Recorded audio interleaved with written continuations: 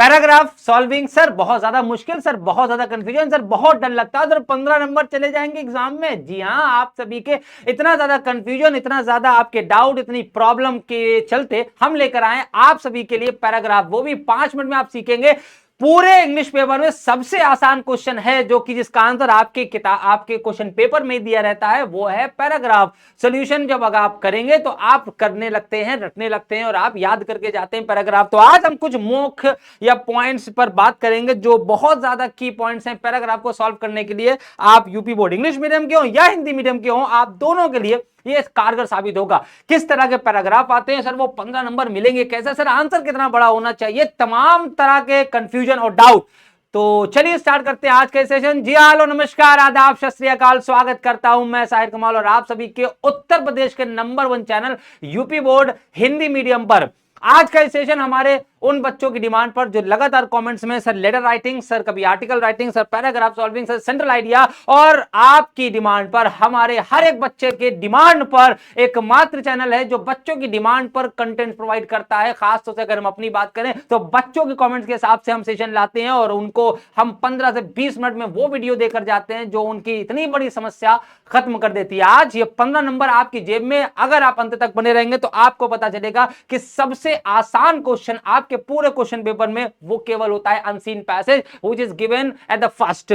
पहले ही क्वेश्चन को दिया रहता है आपके बोर्ड एग्जाम में अनसीन पैसेज। उसको सॉल्व करने का क्या तरीका हो सकता है आज देखेंगे 5 मिनट में। अगर हर बच्चा ना करेगा तो आ करके बेटा दोबारा इस सेशन इस चैनल पर दोबारा कभी मत आना अगर 5 मिनट में आपको समझाने दिया। लेकिन उससे पहले कुछ बहुत जरूरी बातें हैं पैराग्राफ को सॉल्व करने के लिए। तो आज का सेशन इतना ज्यादा शेयर होना चाहिए पैराग्राफ, चूंकि 15 नंबर इतना बड़ा नंबर तो उतनी बड़ी संख्या बच्चों की होनी चाहिए। तो जोरदार तरीके से वीडियो सेशन को शेयर करेंगे और अब देखेंगे क्या करना है।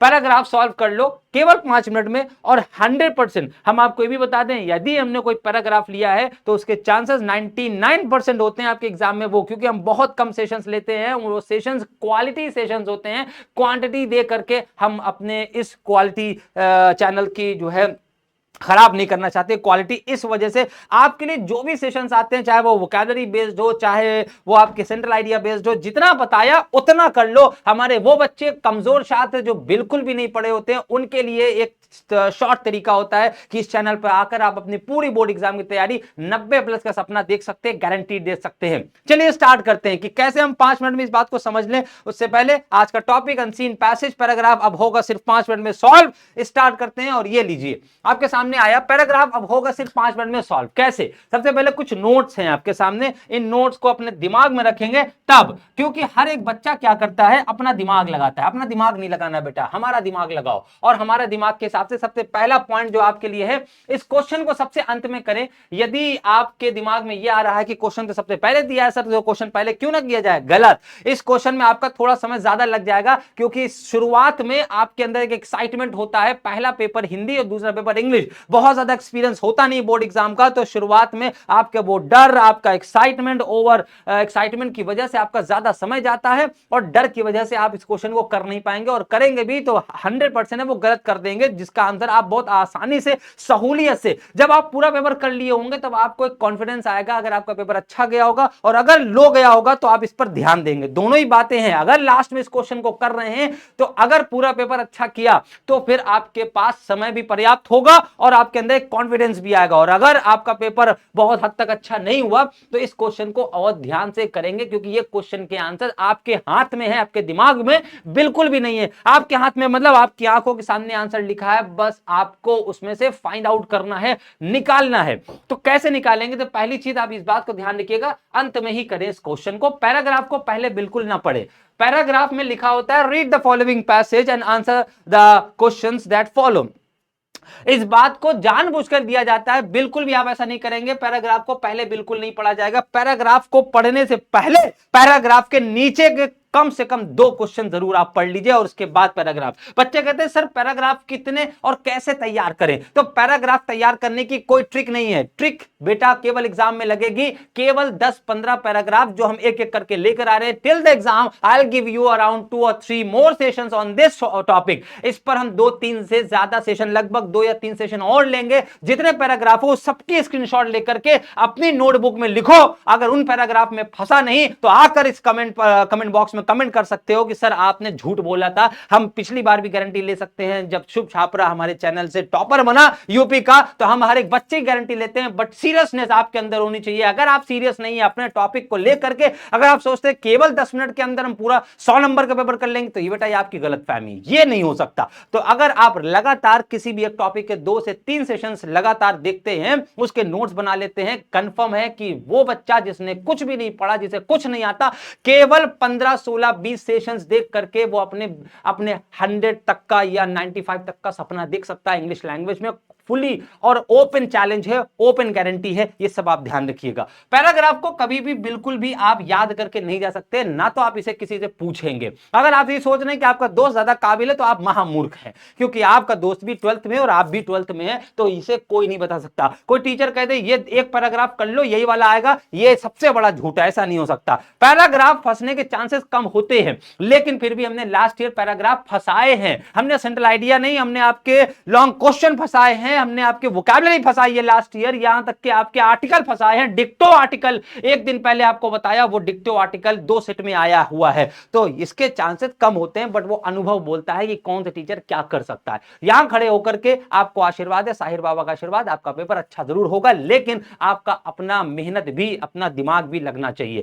क्वेश्चन पेपर में इस क्वेश्चन को कभी भी किसी फ्रेंड से नहीं पूछना है, ना तो कभी किसी से पूछने की जरूरत है, ना इसे याद करने की जरूरत है। इसे सिर्फ और सिर्फ प्रैक्टिस करिए, 2, 4, 5 पैराग्राफ प्रैक्टिस कर लीजिए, इतना काफी है, और फिर एग्जाम में डायरेक्टली आप अपना डायरेक्ट सॉल्यूशन कर सकते हैं। तो इसको पैराग्राफ को पहले बिल्कुल भी ना पढ़ें, यह बात ध्यान रखना।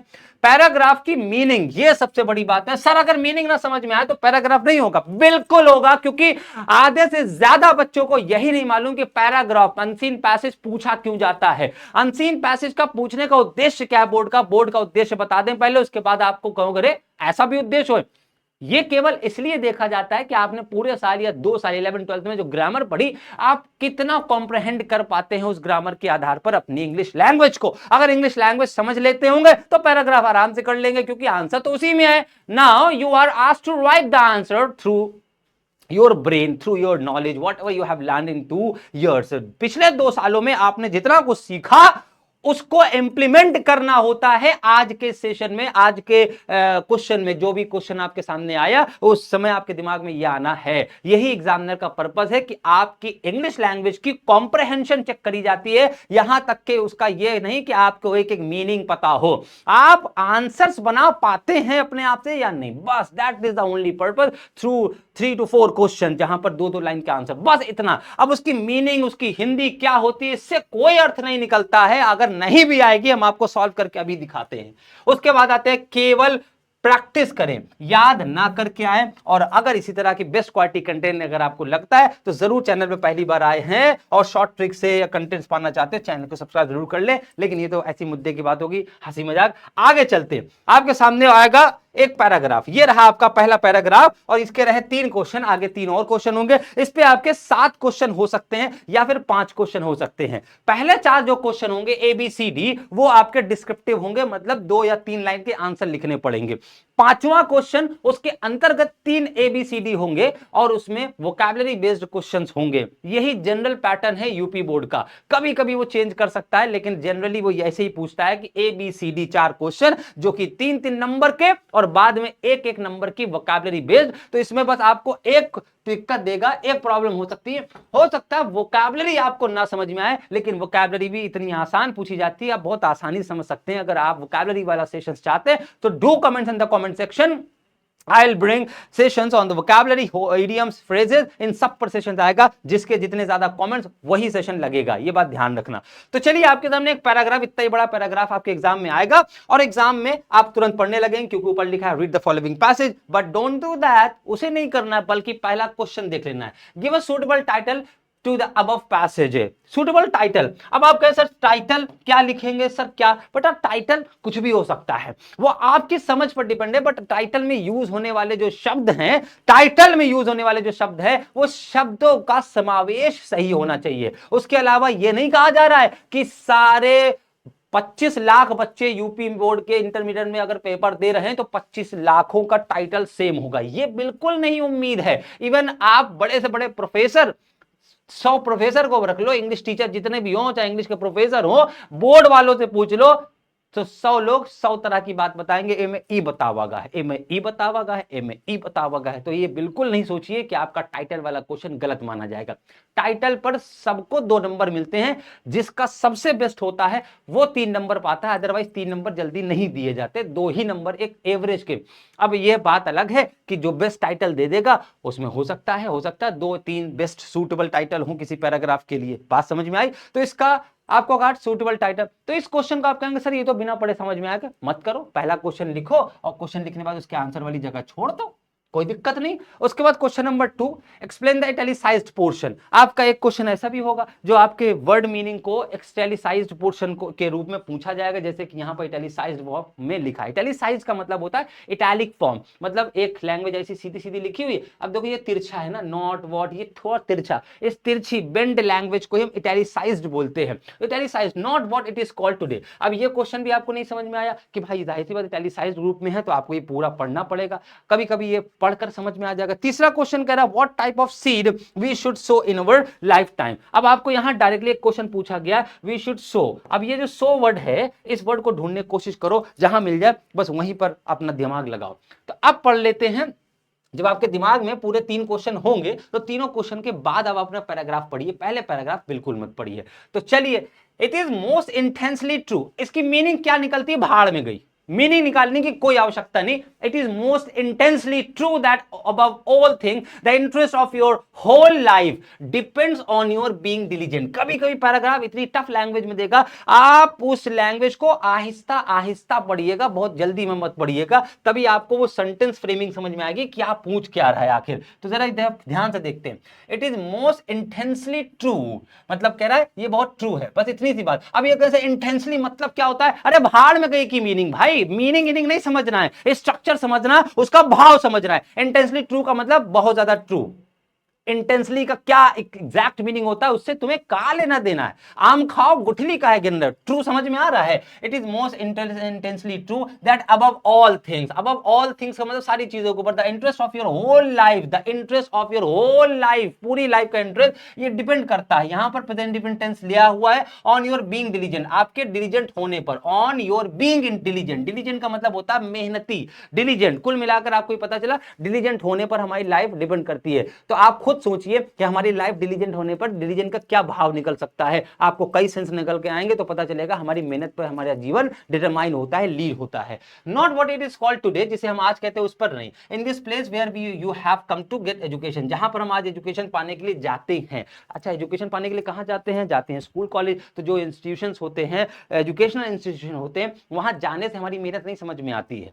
Diligent that includes it all virtues that a student can have, एक स्टूडेंट ले सकता है, that a student can have, I mean it to include, मेरा मतलब है इन सारी चीजों को इंक्लूड करना, all those qualities of conduct, सारी क्वालिटीज ऑफ कंडक्ट को that lead on to the acquirement of real instructions, real instructions की acquirement, acquirement का मतलब कोई चीज पाना, and improvement in such place, और अपने place को, अपनी positions को improve करना। if you believe me, अगर आप मेरे ऊपर भरोसा करें, you are young, yours is golden season of your life, ये आपके लिए लिखा हुआ है, स्टूडेंट्स के लिए है, तो आप अपनी लाइफ के गोल्डन पीरियड में है according to the writer here, as you have heard it called, जैसा कि आपने सुना होगा बुलाते हुए लोगों को, so it verily is the seed time of life. तो ये हमारा जो लाइफ का है वो एक सीड टाइम है, ये जिस लाइफ में आप अभी चल रहे हैं, this is your seed time of your life. Seed time mean, seed का मतलब तो सर बीज होता है, तो सीड टाइम का मतलब क्या? मतलब हम लाइफ के उस फेज में, उस समय पर हैं जहां हमें सीड बोना है, जिस तरह खेतों में सीड बो करके फसलें उगाई जाती हैं। So this is the time where we should sow a good seed so that we could have a good farming, good harvesting, ताकि हमारे पास कुछ अच्छी फसल आए। तो भाव कहने का यह है कि हमें अपने टाइम को यूटिलाइज करना चाहिए। In which you are not sow, if sow tares instead of wheat, you can not expect reap well afterwards.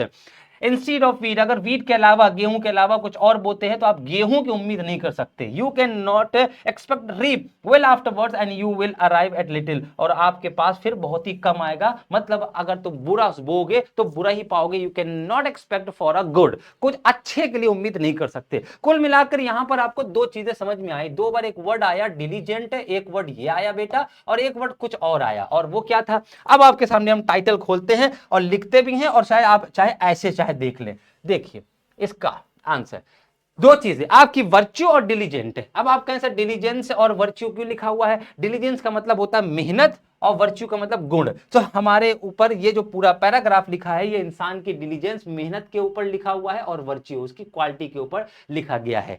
अगर आप चाहें तो इसको टाइटल के रूप में आप ये भी लिख सकते थे, the seed time of someone's life is the student's life। अब ये पूरा चूक ये एक सेंटेंस हो गया है, तो सेंटेंस कभी भी आपके टाइटल में नहीं लिखा जाता, जनरली अवॉइड किया जाता। बट अगर आप चाहे तो आप ये भी लिख सकते हैं, इस सेंटेंस, इस पूरे पैराग्राफ का अर्थ ये है कि the seed time of someone's life is the student life.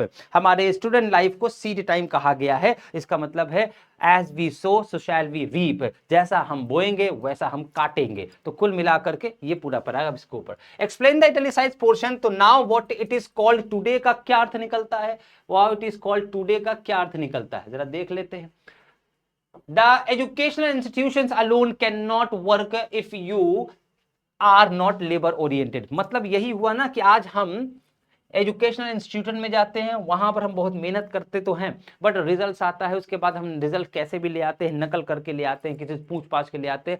या मान लीजिए एजुकेशनल इंस्टीट्यूशन में आपने एडमिशन जरूर ले लिया, बट ओनली एजुकेशनल इंस्टीट्यूशन, जो भी एजुकेशनल इंस्टीट्यूशंस हैं, वो क्या आपको सक्सेस दिला देंगे? No. If you are not labour oriented, if you are not diligent, if you are not hard working people, how we can have a good results? कैसे हम उम्मीद कर सकते हैं अच्छे रिजल्ट्स की? सो द एजुकेशनल इंस्टीट्यूशन से, यहां पर कहीं नहीं लिखा है कि educational institution, but you have to think through the paragraph. Educational institution alone can not work, सिर्फ और सिर्फ वो काम नहीं कर सकती if you are not labour oriented.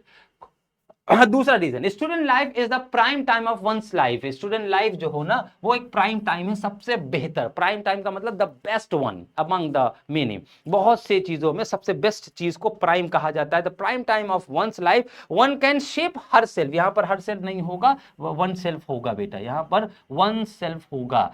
oneself, one can shape oneself according to one's aim of life। इंसान अपनी लाइफ के एम के हिसाब से इस लाइफ में अपने आप को ढाल सकता है। This white by the answer, ये आंसर आपका हुआ। थर्ड वाले का आंसर देखो क्या कह सकता है, what type of seed we should sow. यहां पर क्या लिखा हुआ है, यू आर नॉट सो, और in which if you not sow or if you sow tares। अगर आप बुरी चीजें बोते हैं या आप अच्छी चीजें बो ही नहीं पाते हैं, instead of wheat you can not expect ripe. तो इसका भाव यही हुआ कि we should sow useful seeds, हमें यूजफुल सीड्स बोना चाहिए।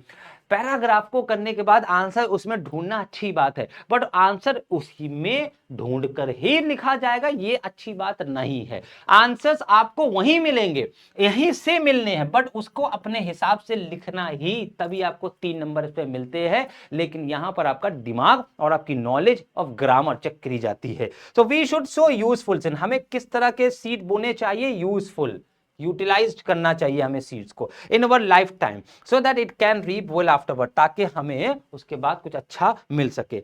नेक्स्ट जो 2 क्वेश्चंस और हैं, how will you say that life depends on your being diligent. आप कैसे कहेंगे कि हमारी जो लाइफ है, लाइफ डिपेंड्स किस पर है? ऑन योर बीइंग डिलीजेंट, हमारे डिलीजेंट होने पर, हमारे मेहनती होने पर हमारी लाइफ डिपेंड करती है या डिसाइड होती है। कैसे कहेंगे भैया? लास्ट में नीचे लिखा हुआ है as you sow so shall you reap, तो आंसर भी यहीं से बनाकर आप लिख सकते हैं, और वो आंसर ये कहता है only diligent man can achieve. जाहिर सी बात है, केवल मेहनती आदमी ही अचीव कर सकता है अपनी लाइफ में अपने एम को, otherwise You just keep doing idly. आप अपने काम को ऐसे ही करते रहिए. So all depends how nice we are working in a certain time. जो समय हमें मिला है, a certain मतलब in the present time. जो समय हमें स्टूडेंट लाइफ में मिला, उस समय में हम कितना अच्छा कर सकते हैं, ये डिपेंड करता है हमारी लाइफ को आगे बढ़ाने के लिए, और यही डिपेंड करेगा हमारी पूरी लाइफ पर.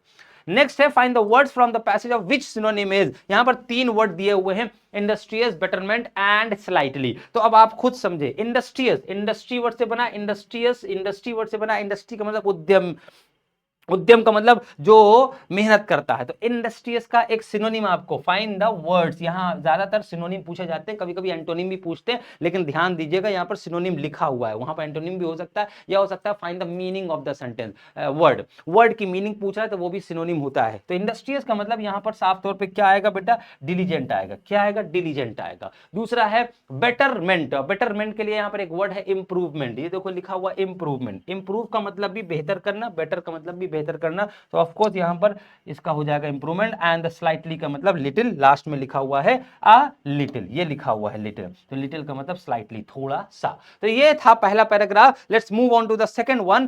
दूसरा पैराग्राफ आपके सामने कुछ ये रहा. दूसरा पैराग्राफ पढ़ लेते हैं थोड़ा.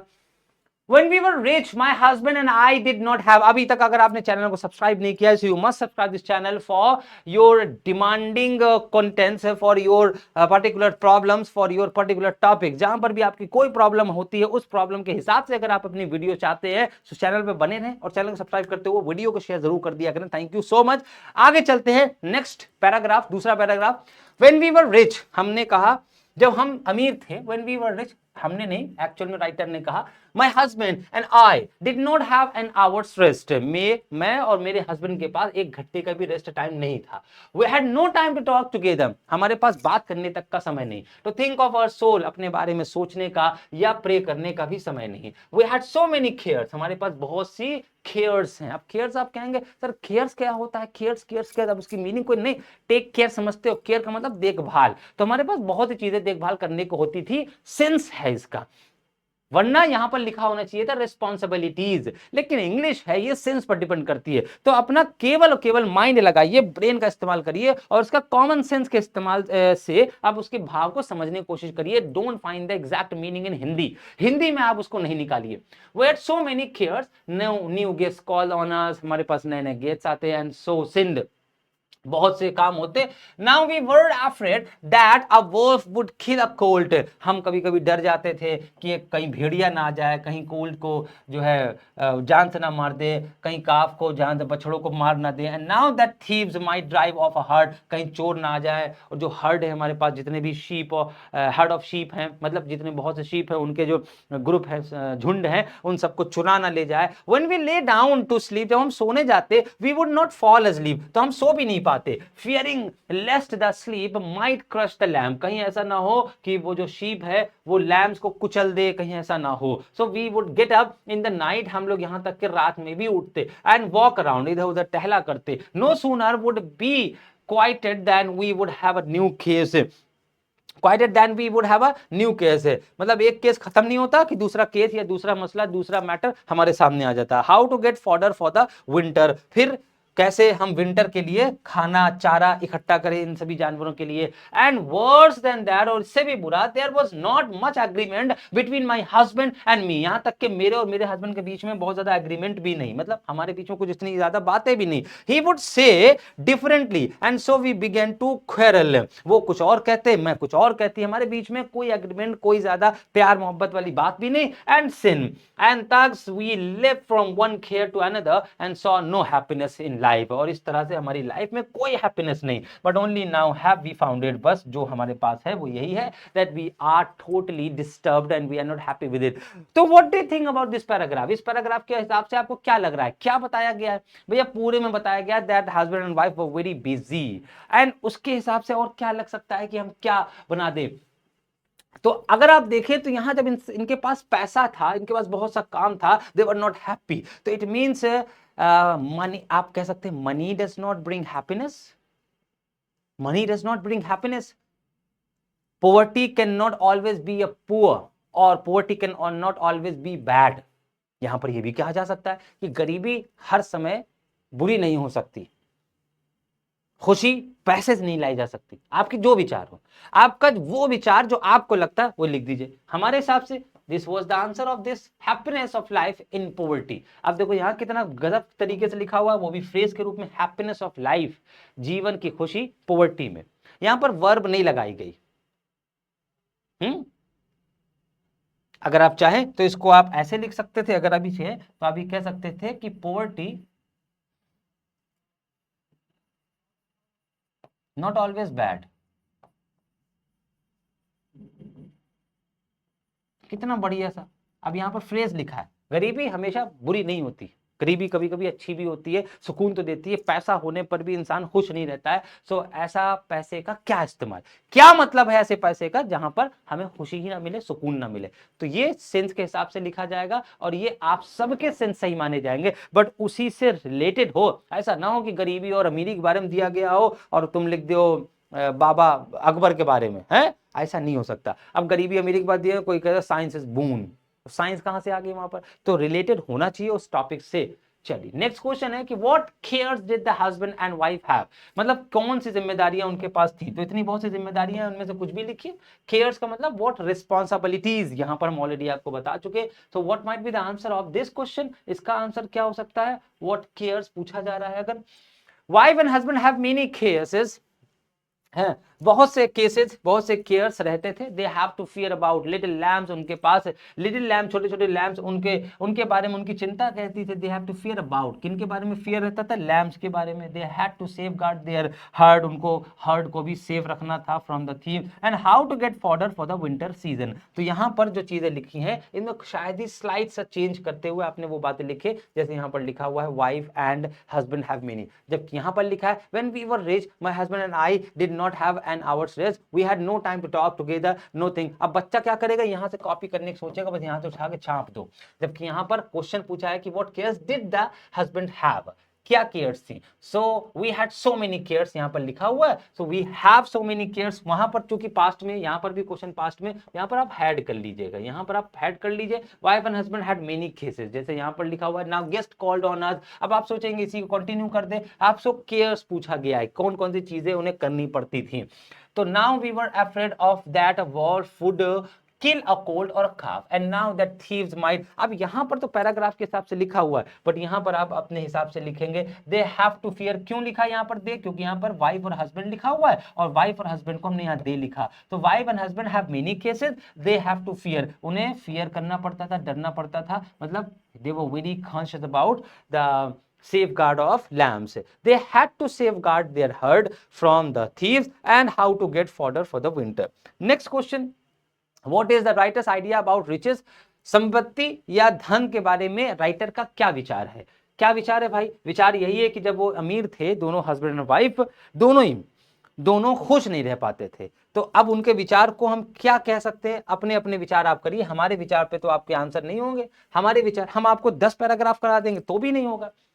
The writer has an opinion that the rich don't have an hour's time for their rest and they have to live from one cases to another. उन्हें अपनी लाइफ को एक के बाद दूसरा, दूसरे के बाद तीसरा मैटर सॉल्व करते रहना होता है। They even don't have an hour for rest, मतलब उनके पास 1 घंटे का रेस्ट का समय भी नहीं होता। So such life is the poorest life, ऐसी लाइफ सबसे बेकार, सबसे दो कौड़ी की, where we don't have enough rest, जहां पर हमारे पास सामने रेस्ट ही ना है। Question number 4, why was there no happiness in their life? उनकी लाइफ में क्यों हैप्पीनेस थी। Too much work, if somebody has too much money, so of course they would have too much work.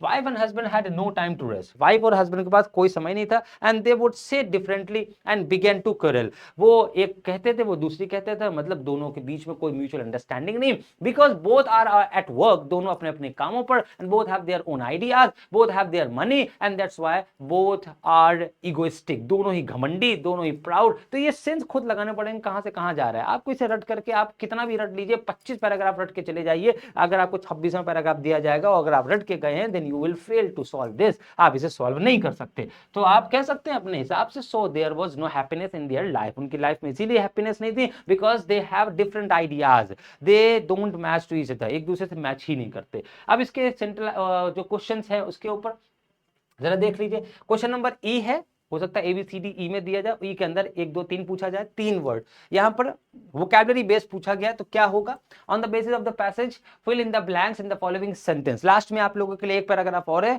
जो homework के रूप में है, उसका स्क्रीनशॉट जरूर लीजिएगा, उसके बाद अपना सॉल्व करिएगा।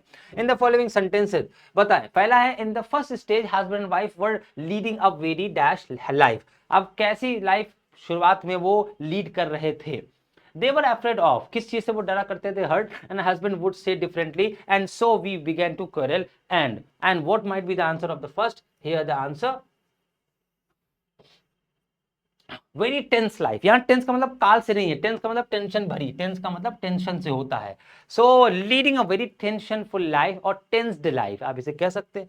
Question number 2 answer his here, they were afraid of stealing a herd. अब यहाँ पर आप कहेंगे सर टेंस वर्ड कहीं लिखा तो नहीं है, लेकिन इस पूरे पैराग्राफ को पढ़ने के बाद आपको ये लग नहीं रहा है that their life were very tensed, their life very difficult, their life was not a happy one, उनकी लाइफ खुश नहीं थी। अगर आप चाहें तो अगर आप यहां पर लिखें तो यहां पर टेंस की जगह आप अपने हिसाब से कुछ भी लिख सकते हैं जो कि निगेटिव हो। टेंस की जगह अगर आप चाहें तो आप क्या सकते हैं, डिस्टर्ब्ड, आप डिस्टर्ब लिख सकते हैं। अब ये सारी बातों पर प्रैक्टिस ही तो चाहिए, आप इतनी प्रैक्टिस करेंगे तो आपको आइडिया होंगे how to answer such questions. ऐसे क्वेश्चंस का आंसर कैसे करें ये तभी होगा जब आप कम से कम 10 से 15 पैराग्राफ लगा लेंगे और एक पैराग्राफ को केवल एक दिन में करेंगे। तो डिस्टर्ब लाइफ लिख दीजिए, व्हाट और वेरी, क्या लीडिंग अ वेरी, इसके अलावा आप डिस्ट्रेसफुल लाइफ लिख दीजिए। डिस्ट्रेसफुल का मतलब टेंशन भरी, इसका मतलब भी होता है, टेंस ही थोड़ी लिखना है, ये तो हमने लिख दिया। मान लो यहां पर कहीं पर नहीं दिया हुआ है तो आपको टेंस लाइफ इसलिए बिफोर दे वर रिच कह रहा है ना, in the first stage husband and wife were leading a very tense life. They were afraid of, अब यहां पर एफ्रेड ऑफ के बाद आप कहेंगे सर एफ्रेड ऑफ कहीं पर लिखा है, कहीं पर लिखा है, नहीं लिखा, केवल एफ्रेड लिखा है, तो एफ्रेड के बाद क्या पूरा भर दोगे, ये पूरा भर दोगे, नहीं पूरा नहीं भरना है। एफ्रेड के बाद ऑफ लगाया गया और एफ्रेड ऑफ के बाद हमेशा नाउन आएगा, मतलब कोई प्रीपोजिशन आए उसके बाद हमेशा नाउन, और अगर नाउन की जगह कोई दूसरी वर्ब आ रही तो उसको हमेशा आईएनजी फॉर्म में लिखें, जिसे आप जेरंड कह सकते हैं। तो स्टीलिंग ऑफ हर्ड, यहां पर स्टील को स्टीलिंग लिखेंगे, अगर आपने ऑफ की जगह स्टील लिख दिया नंबर कटा, नंबर कट हो जाएगा। Husband would say differently and so we began to quarrel and, तो हम इस हिसाब से लड़ने लगते थे एंड एक दूसरे को क्या करते थे, गालियां बकने लगते थे। Now we have found another. ठीक, तो कुल मिला के ये थे आपके पैराग्राफ, इसकी प्रैक्टिस करिए। Now we will come to an end of this session. लास्ट में आपके लिए एक पैराग्राफ, उससे रिलेटेड कुछ क्वेश्चंस ये रहे आपके सामने, ये इसका स्क्रीनशॉट लीजिए और इसके क्वेश्चंस ABCD, उसके बाद 3 आपके सामने दिया हुआ है फ्रेज या वोकैबुलरी, इसका सॉल्यूशन आप अपने घर पर अपने हिसाब से करिएगा और कमेंट सेक्शन में नेक्स्ट वीडियो किस पर, well I am thinking to bring the session on central idea बहुत जल्दी, लेकिन अगर आपको लगता है सेंट्रल आइडिया की जगह कुछ और या मॉडल पेपर करवाना चाहिए तो जल्दी से आप कमेंट सेक्शन में जाकर कमेंट करें। आज की इस वीडियो में इतना ही, thank you so much for watching and do subscribe this channel, share this video and like जरूर करिएगा कॉमेंट्स के साथ। Thank you so much.